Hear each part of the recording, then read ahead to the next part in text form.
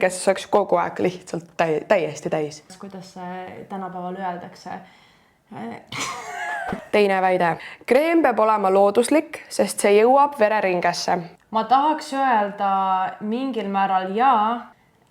Oh my god, need on nii siuksed head müüdid. No selles osas asjad jõuavad meie vereringesse või nagu meie, ma ei tea, lümfisüsteemi või mis iganes, kuidas tänapäeval öeldakse.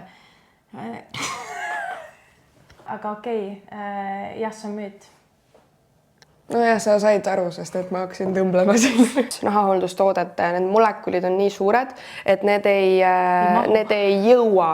Meie veresooned, need asuvad siis teises nahakihis, mille nimi on siis dermis, aga nahahooldustooted jõuavad ainult läbi esimese ehk siis epidermise, sest et need molekulid on nii suured, kui sa mõtled käte deso peale, 70% puhas mingi alkohol. Kui sa paned koroona ajal, mõtle mitu korda me panime päevas neid asju.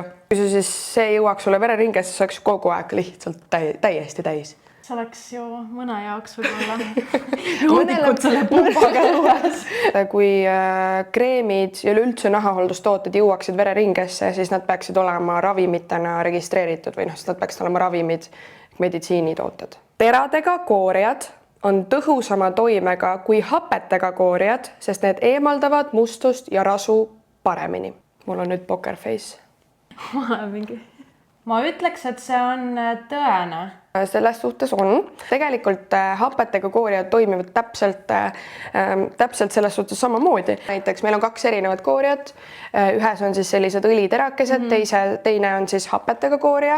Minule meeldib seda nimetada siis selleks koorimismaskiks. Ma ei pea temaga mitte midagi tegema, ma toimetan oma asjadega ja siis ma pesen ta maha ja panen kreemi.